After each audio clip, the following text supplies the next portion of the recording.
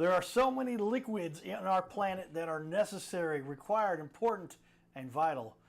But how you control them, especially when there's a lot of them, becomes more important than you can imagine. Stay tuned for this one, everyone.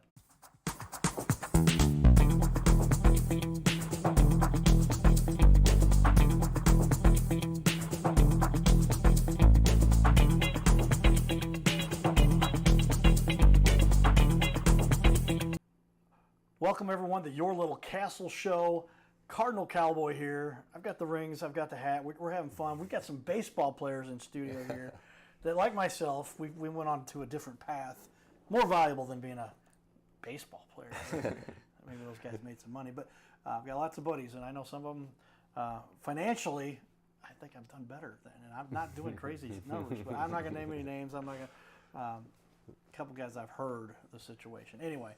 Yeah. But you get into your professional careers and you start to do something that you can really contribute, something you enjoy. Yeah, sure. And I am fortunate because I get to deal with different business types from all over. This one's unique, everybody. So if you've ever seen these big tanks, these big tubs, when you mentioned the local small breweries, they've got these. Yep.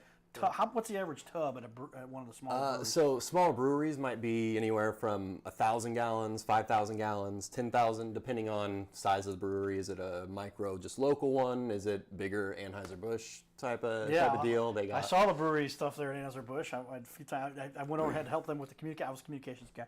Had to go, but I saw the cans doing these things that went all the way around, the bottles, and packaging and all that. My cousin helped design some of that, but.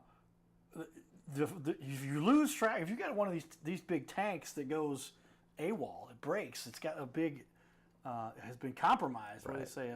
Breached. Right. They say a breach. Then you've got problems. And so far, this happened. Tell me the story, if you would. Of course. Jace. First, let me introduce everybody here. Jace Snodgrass. I'll put his title up there for you on the. I'm cheating to put him on the shared screen here, but he's the Chief Operations Officer, Quick Clamp Solutions, QuickClampSolutions.com. And you're here with my brother. Yes, sir. And that is, he's on the far, Kade over there. And Kade, there it says Kade, sales manager and doing what you do to help bring in some business for the company here, because how often is it the case you got a great product, but if you're not getting the word out, that's what we like to help people with. But you guys have the whole stuff, and we've got one of the owners in the building over here too, quietly making sure we do our work up and do our jobs. But I can only imagine you've got, and this happened. This is what your story. Tell me that story. There was a breach. Yes. Where your so your father? It's my uncle actually. He's our CEO and founder of Quick Clamp Solutions, but he has been working in the dairy industry, dairy processing, manufacturing. As an engineer, maintenance, what have you, for the last 25 years or so. But what brought about this company was an incident that he was there to see and witness, be a part of a 50,000 gallon milk silo. 50,000. That's when is that 25 by 25? Oh, yeah. So it's probably, at least 25 feet in diameter and probably 40 to 50 feet tall. So one of those giant ones on the outside of the building, and they do connect to the inside of the building. That's where you access all of them. So usually there'll be a stack of like 4, 5, 6 silos in a row, and you'll go into a room with all the alcoves, is what they're called, is where you can access, turn on and off the flows, switch them to where they need to go next. Right. So in that room, one of the clamps that's holding together this whole system and the valve that's coming off to control the flow off of it, the clamp actually sheared and broke. The whole valve fell to the floor, and now we just have a 3-inch outlet on a silo, a 50,000 gallon silo that is expelling milk at over 1,000 gallons per minute. A pipeline of milk. Everybody knows, I don't know if you guys knew this beforehand, but I drink a gallon of milk every 2 days. Sorry. This still would have been a little bit much for me coming at me. People always joke, Carl, where's your milk? Are you going to drink your milk? This is a catastrophe, though. But there was a lot of milk, thousands and thousands of gallons, thousands and thousands of dollars. For sure. Literally just being flushed down the drain, washed out, and you got to clean all that up. Exactly. So your uncle saw a need here. Right. And, and so to cover that, like you said, too, with just a 50,000 gallon raw milk tank, It's at about $1.55 per gallon. So we're talking just $75,000 of product itself. And then after product, you have cleanup, you have the downtime that went along with it, you have your environmental fees, you have your infrastructure rebuilding, because once they have one of these failures, they realize, oh, our drainage isn't as it should be, or the doors swung the opposite direction, someone almost got trapped in a room that was full of milk, things of that nature too. So there's a lot that comes along with one of these incidents. That's not just your product loss and cleanup, but there's a lot of stuff to think about afterwards too. Lots that goes into that. So this is another great example of one of those caveat businesses you don't realize that you think about. We will give a shout out though to our business. Everybody's familiar with furniture. We all look for furniture. We've all had furniture in our houses, but Carroll House Furniture, because you like nice things in your little castle where you probably drank some milk, I'm assuming, at some point. I just switched to the wrong, back over here. Whoop, there's a button. And or had a beverage, or somewhere where there was one of these tanks that somebody could have. Oh my gosh! And it could have saved a lot of problems. So thank you to Brooke and Amy and their shout out there. But let's talk about what I'm going to put up on the wall here. You've got all kinds of dynamite information for us. Oh yeah, for sure. So I've got great looking website over there. Thank you. On the far wall, on your guys' right, if you're looking at the screen, and on our left, on the left, you'll see their Facebook page. Get to meet the family there too. Yeah. So I'll throw that up here for everybody to look at here in a second. But so tell me then, this became an issue, and there was nobody in the industry who had a solution for this problem. Right. So yeah, after that incident that I was just talking about previously with my uncle Saul, they were, after all said and done, about $250,000 worth of fines, restructure, product loss, all said and done. Yeah, they were about $250,000 on just that incident. So his superior's boss was like, hey, go find something that's going to stop that next time and get it here. I don't care what it costs. I don't care what it is. We got to find something that's going to stop this in the future. All right, so Kade, you're out in the field. You're meeting with people who need this product. Yeah. Did you get that sense of relief that they have, the look on their face? They're like, yeah, we've had this breach before. Yeah. We've had a big spillage. And what kind of feedback are you getting from people about what you're offering here? I mean, for the most part, it's a lot of, we try to sell the safety of it. So with our product, we want to go after how much it helps the employees. And if you're in front of that stream and you're trying to get it, what they have now is just a loose gasket and a tri-clamp and a valve. They try to all clamp together while this flow is coming out. So, I mean, for the biggest part is they see the value in helping the employees and, turning a worse day into a not so bad. Yeah, not so bad. Yeah, because, I mean, gosh, I'm thinking about what must be going through somebody's mind when they're dealing with this. They've got thousands of gallons of water rushing into them per minute, I guess you were saying. Yeah. And they've got to stop this thing. Yeah. Their life must be flashing in front of them. Yeah, And if absolutely. you scroll down on that website there, actually it'll start playing the video of a little I side-by-side remember that we we were have discussing. too. Okay, yeah, there we go. That shows let me exactly what we're so talking about. we'll jump in here to the video. Tell me what's going on here. What happened? So on the left side here is some CCTV footage of an actual dairy plant that had one of these failures, and switching through a couple different of these failures. But the other side is our testing demo day. So this was where we demoed, we hooked up a pump, started flowing some water through, and let's see if this thing works. Sure enough, we could get it on within about 10 to 15 seconds per application. Once you're there, know the leak's happening, we can get that stopped in about 15 seconds. Yeah, I remember watching the video when we talked on the phone earlier, I guess it was last week, and I didn't see the second video there. I mean, this is like major catastrophe going on 100%. here. And now you've got something you better deal with like now. Yeah. We're talking about Kade. In that video we're just looking at, the one on the left here, it's not even a full failure. So this one happened to be a cleaning nozzle on the inside of the silo. It sprays to clean out the inside of the silo whenever they need to. And that nozzle got dislodged into the valve, and the valve would not shut anymore. So now they're like, we can't shut the valve. We don't have any other options but to take it off and try to replace it. But once we take it off, it's going to be tough to try to get these normal standard issue tri-clamps and valves that we use on a daily basis onto this emergency issue. So that's what we're trying to bring into, is something that's almost like a fire extinguisher. Hopefully you buy it thinking you don't have to use this, but If you do, you're going to be glad you have it for sure. Yeah, one use saves you 500 times what you spent on it. 100%. Great resource to have there. All right, let's jump in here. I'm jumping ahead here. I got my questions here, but I want to go because now people got to be curious.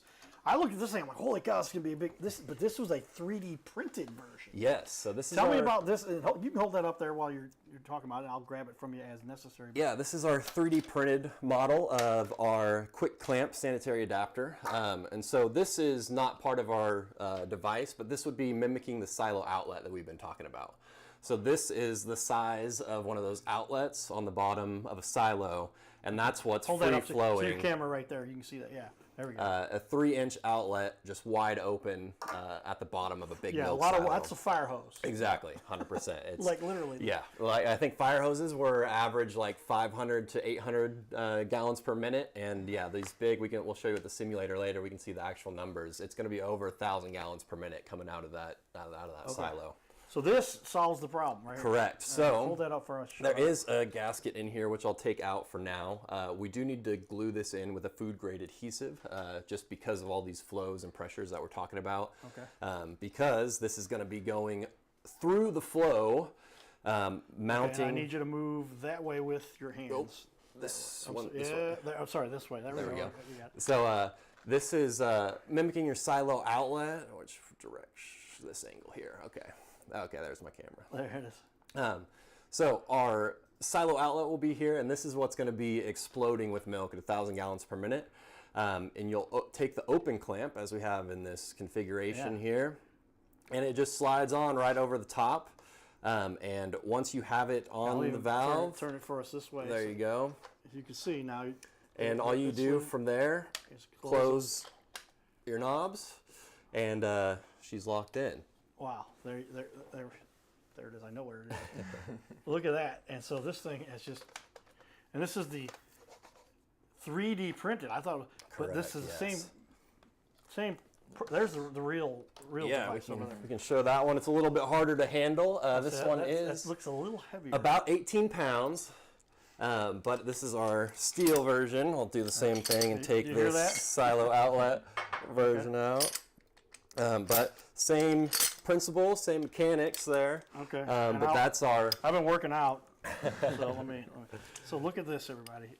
Wow. Okay. This is where it goes in, and these clamps. And they're held in to go. Yep. So it's a self-centering, self-locking. All you have to do is get the inside ferrule mated to the ferrule, which is what these are called, the ferrule of the silo. I'll hand that back to you. Oh, you want to put that in there? Yeah, we'll put it in real quick. Well, I'll let you do that while you're There you go. And so as soon as these get mated in, all you have to do is close the levers, and it's going to self-lock. Look at that. That's self-center, cool. self-align. Wow. To I feel like I got a Star Trek or exactly. Star Wars. But this thing, it's more durable than the X-Wing fighter. Oh, yeah, for sure. This thing, and we built them, so they're made out of 304L stainless steel is what it's called, which is the food's kind of standard. So the composition of the metal doesn't allow for bacteria to grow. It's not very porous. So like even the inside of it won't build up any bacteria. Yeah, it doesn't allow for the liquids to right. flow through there. Wow. All right, Kade, tell me, when you're walking around showing people this thing, what's the response you're getting? It's a lot of immediate positive feedback usually, and you can see when I walk in there and they're they kind of busy doing something, and I go through the spiel, and then it's like, like the more interest starts to build up. You get people's attention when you show them that. Yeah, exactly. And then we show it out, show them how easy it is to use, the movement behind it. And would it be true that anyone that's dealt with the breach, like we talked about before, they're going, show me how this thing works. Yes, I want to know what's going on here, because they're the ones that had milk or beer or gasoline flying at their face. All of them for sure say, I'd rather have that than a tri-clamp trying to, a loose gasket trying to get in there. Gosh, now all three of them. So tell me, what do you feel like? What are people saying to you when they see this thing then? They think it's obviously a great invention. It's there's not much like it. I mean, we haven't seen anything like it so far. So I mean, it's a great way to save some money and protect some people. I was just saying, as I mentioned, gasoline. Think about it. If somebody's having gasoline at their foot, one match. Oh my gosh, you've got an explosion. I mean, these things probably happen. We don't hear about them, but This is a great solution to keep that, minimize that, so that because anytime you got gasoline flying over, I forget my dad one time was lighting a bunch of wood and had lit at the end of the nozzle that comes out of the tank. There was a flame at the end of it. I'm like, what are you doing? Well, different, but my point is like you just don't want these kinds of liquids flying around for sure. Freestyle. And not to mention too, with these liquids, especially like in the dairy situation we're talking about, it's got to be kept refrigerated. So it's at 35 degrees as it's coming out of the silo too. So hypothermia is a huge issue as well. If you're standing in direct flow, you got about 20 minutes before motor functions and brain functions are going to be deteriorating pretty well. So you got these guys know that the motor functions, brain functions deteriorate. I've suffered from a little bit. I was hit by a drunk driver, was in a coma. Little different story, but yeah, I mean, you don't want any kind of that, because once you've got that kind of shutdown for flow or whatever, when I went into a coma, I guess would relate to that, then they're like, we don't know what's going to happen right. The blood has not been, whatever happened to cause the coma, you don't want to have somebody hitting with 35 degrees. I'd say, I guess now I'd rather be hit with gasoline than I would with 35 degrees for 10 minutes. And some of these places, like the plants, like the silo rooms itself, if the door swing inward, it could sometimes, that milk gets in there and then it traps you can't open the door with if the inward swinging door because of that pressure from all the milk. So then you're just standing in the milk, just like making it even worse too, like that. Just losing bodily Lots function. of uses. Yeah, there's huge safety factors involved with one of these incidents that we were talking about before too, with, like I said, hypothermia. Then you're talking about, like I said, drowning could be an issue. There's a video we can pull up maybe later too that shows within, I think it was 4 minutes, the milk level's up to 4 feet inside that room. And so if they have one of these, they can get that stopped in about 15 seconds. And that incident went on for about an hour and a half with all failed attempts, saving negligible product. All right, everybody, we're going to take a quick break here for some community stuff we had. My buddy Jason LeCavalier doing his Cruise in Lindbergh fun stuff. But when I get back, I'm going to ask him and say, do you think everyone should be required to have one of these? We'll talk about that when we get back. Stay tuned, everybody. I know it's out there, but I'll make a call. Give me the inside scoop. She goes, weekends only, be here. There you go. And this is where it's popping. So we turned left. I was like, I can get around this crowd and cut into 2-lane. No, what? So we went down Lindbergh the other way. That took us way back. Yeah, 20 minutes to get down Lindbergh. Way back to the old school from an old fool. We went all the way down Lindbergh up to Limay, turn around, come back, just like we used to be back in the day. We're only about halfway through it. Go back out of here, go up to Ronnie's. How long is this thing going? Until 9 o'clock. How far down the strip do you go? Does it go all the way from Ronnie's to Hooters? Ronnie's to 3 Hooters. mile little lap right there. There it is. All right, Jason LeCavalier. This guy's a legend. Thanks for coming out today. I appreciate you, big brother. Supporter of the Cardinal Cowboy. Much love. Been on Your Little Castle show. Hey, I forgot. We got a new thing. We're taking that interview and we cut it into clips. All right. Now we've got new AI clips. I'm going to give those to you. His name is Carter Rethwich, but in St. Louis, he's known as the Cardinal Cowboy. He's a well-known fixture in the stands at sporting events in the Gateway City. He's one of its greatest cheerleaders, a super fan like no other. When he makes his rounds at almost every home game, he shares his love for sports with the rest of fandom with a smile, a cheer, some positive encouragement, and lots of selfies and pics. But the Cardinal Cowboy was born of a tragic incident. Rethwich was an aspiring athlete in high school and college. He dreamed of playing in the big leagues, but those dreams ended when he and 3 of his college friends were hit with a devastating crash by a 5-time drunk driver. One of his best friends died. Carter suffered a critical head injury. The trauma put him in a coma for 6 days. The doctors said he was never expected to function again. Those expectations never came true. He fought back and finished college. He was determined to prove the doctors wrong. Among other inspirations, it was his love of baseball that kept him going. And from his near-death experience, the Cardinal Cowboy emerged. His goal in life became to inspire others with positivity despite the odds, to help people believe in themselves and achieve their dreams. So after my coma, I realized that it was up to me if I was going to accomplish my goals, if I was going to reach my dreams. Despite what the naysayers would say, the people that were discouraging me, like they do everyone, it's up to me if I'm going to make it. Don't listen to the naysayers. It's up to you. You decide whether you're going to succeed, whether you're going to reach your goals. Dream, and then always, always chase your dreams. Never give up. Giddy up.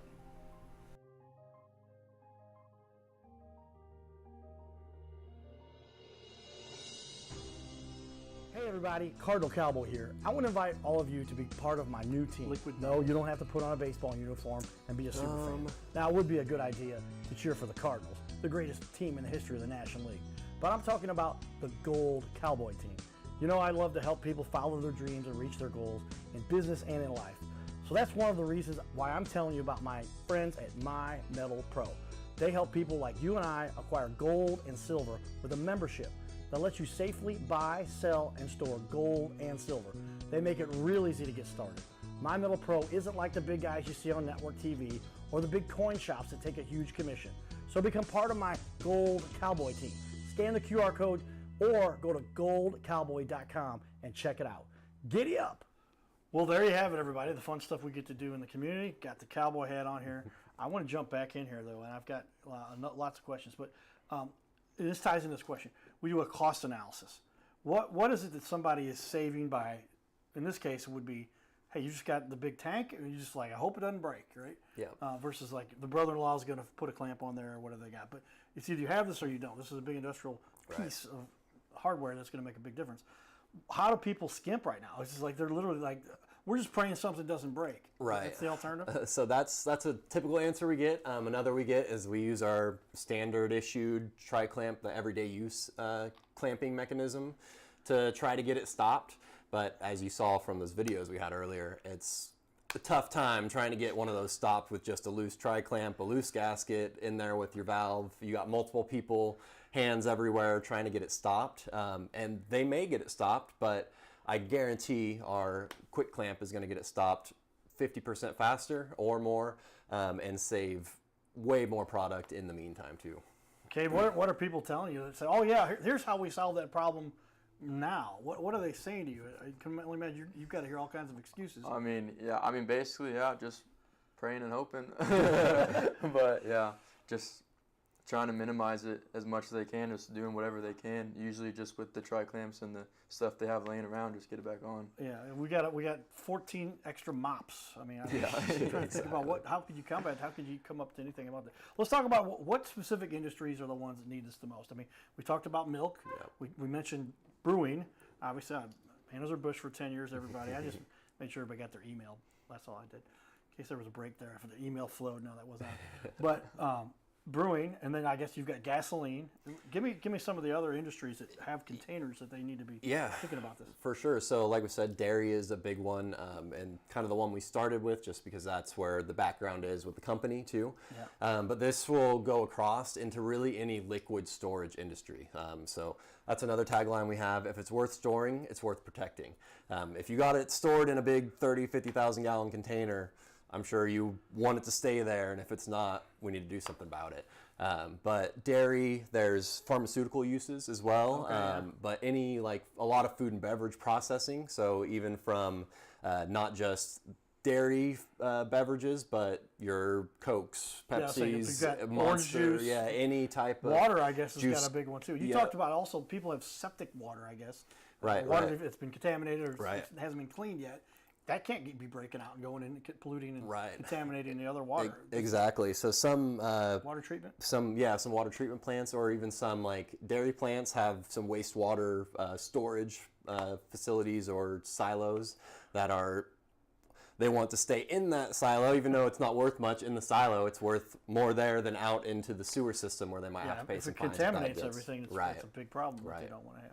Exactly. Kade, you're dealing with the customers when they see this. Does kind of the light bulb go on when you start to explain, oh, here's how this works, and this is what, how many of them had a breach, and they're like, oh, yeah, but I guess the ones that haven't yet, they're like, well, explain to me why I need this. Right? Yeah, so, I mean, obviously the big ones, the full flows, like everything's coming out, aren't super common, but there's minor ones here and there all the time. But, I mean, exactly like you said, it's a fire extinguisher. You want a fire extinguisher in case there's a fire, to put it out. Right. But, so, yeah, obviously, Yeah, well, it's something to be wary of that most people, I guess, until they've had this kind of type of event happen to them. Yeah. Well, I guess there's only one choice. You guys are the only ones making this particular valve. Right. What's it called? It's called a valve. So yeah, this is emergency valve replacement redefined is another tagline we have. But this is called the quick clamp sanitary adapter. Okay. Is this specific device? Hold that up again while yeah, you yeah. know what you're talking about. But. And so this is our quick clamp sanitary adapter. This is actually the 3-inch diameter version. So this diameter is 3 inches, where we also have a 2.5 and a 2-inch version that we'll get down to more of the breweries, the little smaller places, not the big. So a 1 giant inch, style. 2 inch, and a 3 inch. 2.5, 2, 3. 2.5. Okay. I said 1 inch is you're getting close to the garden hose, but you're. Yeah. You're those are a little less pressure's coming out, a little easier to contain. Yeah. So they might not need the engineering behind this. Yeah. Okay. And how long did this product take to design and to engineer? So our founder has been working on it kind of as his side job at nights for about 20 years or so, as when he kind of first had the idea.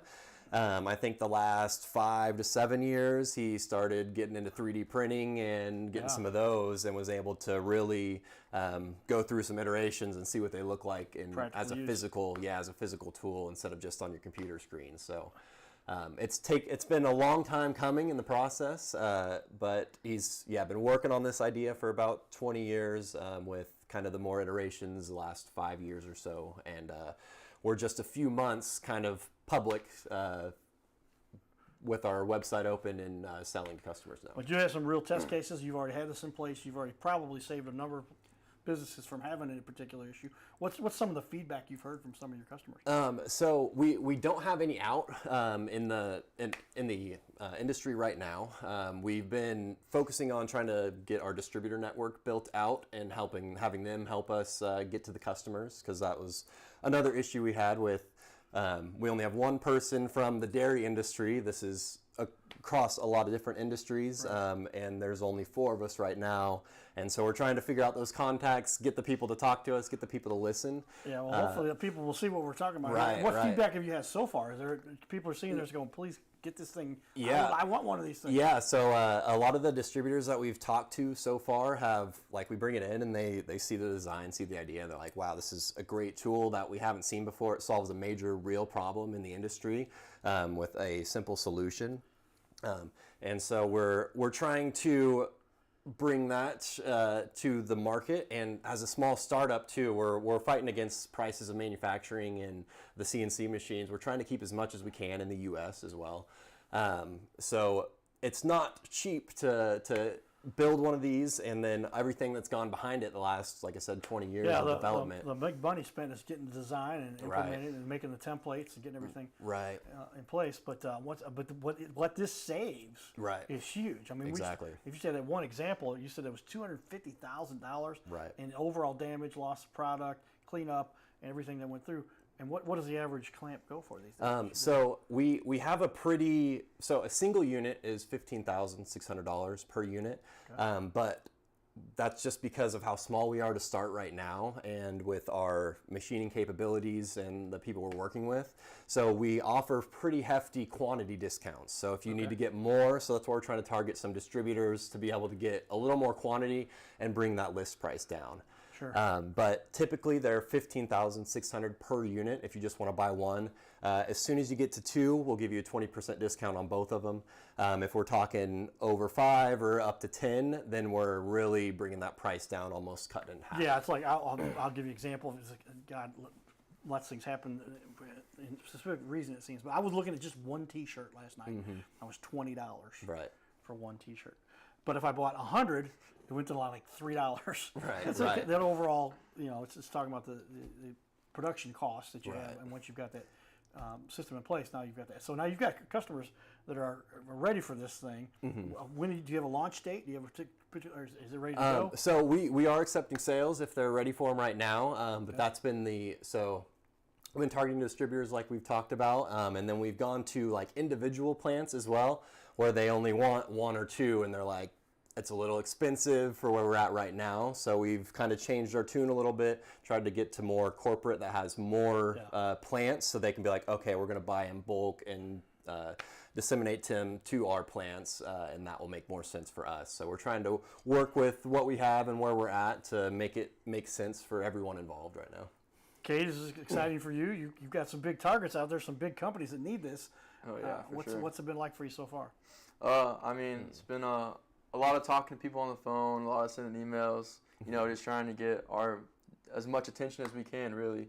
And you know, every person that we've got to has been had good feedback. They liked it a lot, but you know, there's some of them just didn't want to pull the trigger with the price. So yeah, well, that price is going to come down, and also the bulk perspective. I think I'm going to make a call for you or reach out to the contacts I have at that little brewery. Awesome. Because I know that those guys, obviously, they've got. I can imagine. I remember the one room we went in. We take the tour when you first start off there. There looked like there was like 15 of these tanks, and they're all huge. I mean, and so they got one of those gets compromised at any given time, they're in a world of hurt. For sure. They're talking about millions of dollars being lost if yeah. they don't have this kind of system in place to take care of things with that. Well, guys, I got real excited about our discussion here, and we've gone well over our normal time limit. So I'll be cutting this down a little bit, but stay tuned. We're going to have a second half hour here with these guys to talk about where this is going, how they've got it implemented, and what kind of resources they're going to provide, because this can save a lot of companies a lot of hassle. Stay tuned for more, everybody.